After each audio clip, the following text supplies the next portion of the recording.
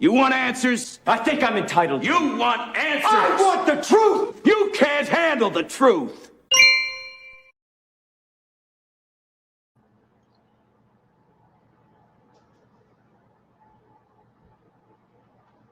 Well, good morning to all. This is John, the host of the Prepared Mind channel.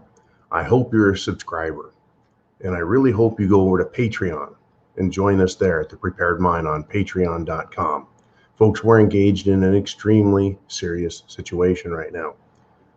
Once again, the profit of prepping, well, only in a secular sense, and it's only by looking at the trends, looking at history. Folks, we have a huge problem, and we're now watching the same things that have played out in history past. The leaders of countries are playing both sides. They're lying to their own people, and then they're lying to the world. Right? Whether you're talking cerveza bug, or domestic policies, or geopolitics and military issues.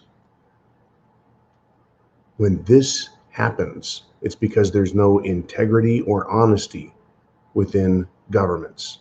That's a fact. Abuse and lying, folks, it's not a sign of a good government. It's a sign of severe corruption. Absolutely the most severe. I'm going to give you an example, and we've been following this for weeks, and America is waking up, not to what we have in our own country, surprisingly, but Americans are waking up to what's happening to our little neighbors to the north, right? We think of them as a little brother, a little sister. You can be abused all day long in school, but if you see some other kid getting beat up, right, you understand all of a sudden what's going on. Well, we're watching our little brother Canada get beat up from the inside, and we understand it, and it is riling up Americans. I mean, you cannot make this up. What did we see over the last weekend? Just a few days ago, we saw Justin Trudeau essentially claim Emergency War Powers Act. In Canada, it's never been used before, and he was using it to stop a non-violent protest of his authoritarian government erasing their rights and saying no more.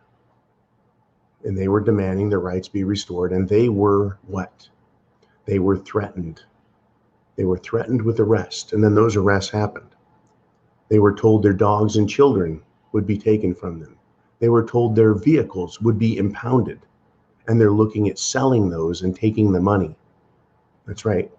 The government of Canada is going to take people's property for protesting and sell it, and then enhance their government treasury.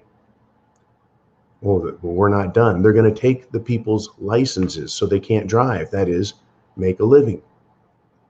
They're going to freeze their bank accounts for participating in the protest or supporting it beforehand by donating money, which at a time was not illegal. They were not told not to do it. It was not against the law to send money to a public entity that gathers money called crowdfunding and give it to different functions. Right? BLM, no problem. In fact, the Canadian government wanted to take that money and give it to BLM. They tried asking another company, whose name we shall not name, or should we, right? GoFundMe no more, because they were going to do it until they were threatened with fraud, lawsuits and prosecution from states for fraud. Now, on top of all of that, the Canadian government will arrest you, charge you, fine you $100,000, and throw you in jail for, what was it, 1 or 2 years, or is it up to 5 now? Now, having said all that, is that a problem? Of course it is. But let's take this and look at how they're playing both sides. Justin Trudeau, that's right, Fidel Castro's twin, if you will.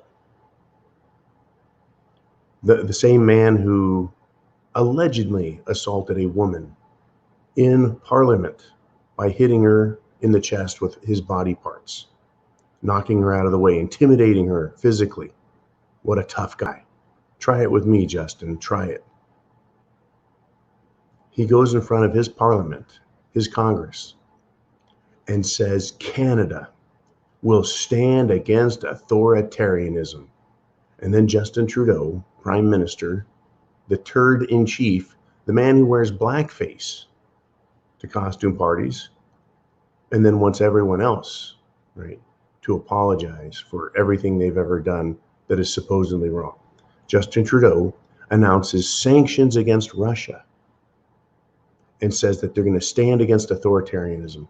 Can you think of a more authoritarian government than a government that looks at its own people and says you no longer have rights? An authoritarian government that looks at its own people and says you will not protest, complain, ask for redress agreements. A same authoritarian government that sees the press filming what they're doing and assaults them. The same authoritarian government that tells its police officers, steal their fuel, steal their wood, harass them. That is an authoritarian government. The same authoritarian government, as I said, that beat people with batons, shot them at point blank with tear gas canisters, not to disperse tear gas, but to harm people. The authoritarian government whose hand-picked thugs hit the streets and bragged about how awesome it was that they were hurting people. They trampled an elder, a tribal elder with a horse, and said that was awesome. They should do it more. They all need to practice that. This has all been released. They're playing both sides, folks. They want to be authoritarian and trample their own people in a literal sense. And then they want to say, we stand against authoritarianism. That's what Justin Trudeau did. Now let's look at this. Trudeau is a youthful Hitler type. He is demonstrating it with his actions and his words. Now, Adolf Hitler did fight in World War I. Literally, he was in the military. Trudeau doesn't look like he can fight his way out of a paper bag. This is a little tyrant, folks. He hasn't had a chance to lock anyone in concentration camps or gas them, not yet. But he's done everything else that Hitler did at the start of his, shall we say, dictatorial reign of terror. And like the United States of America and Nazi Germany, the authoritarian governments look to, shall we say, internal rabble-rousing terrorist types. The Nazis had their brown shirts that ran around and abused people that the regime thought it was fine to abuse. Look at what the United States government has done, allowing Antifa and BLM to burn, loot, and murder. Billions of dollars in damage, loss of life, property, destruction of businesses and homes.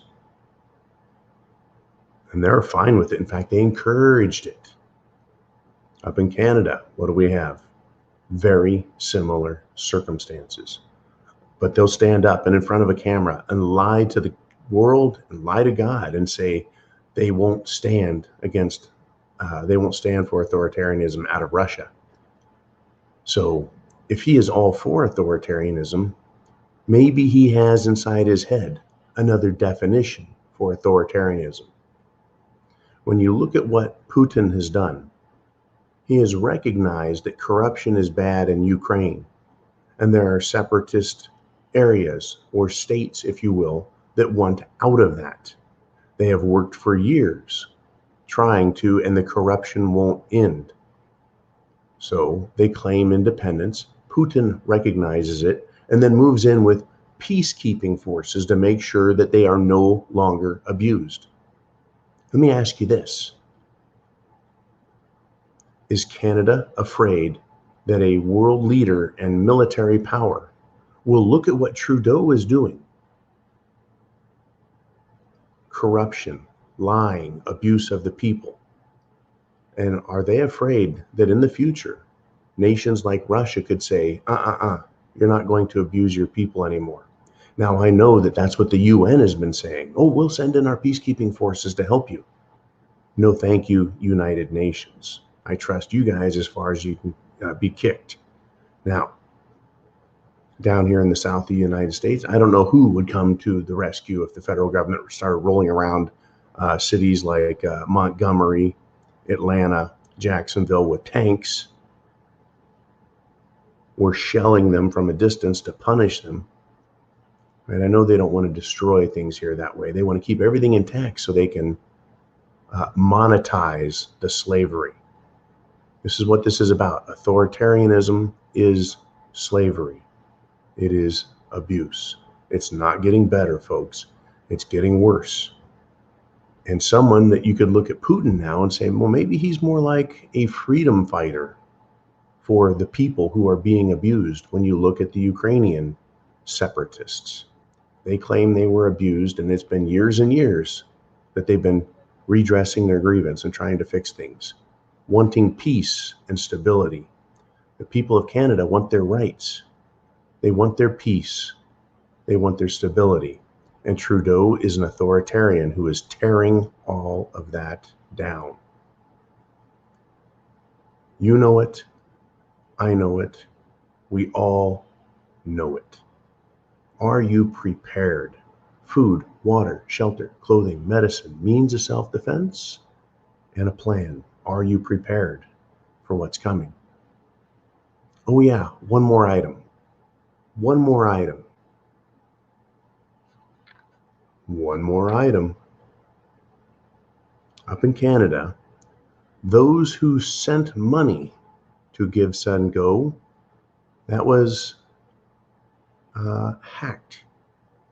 The crowdfunding source was hacked, and fascist or communist forces loyal to Justin Trudeau and his regime published a map with the location and names of all the Freedom Convoy donors in Ontario, Canada.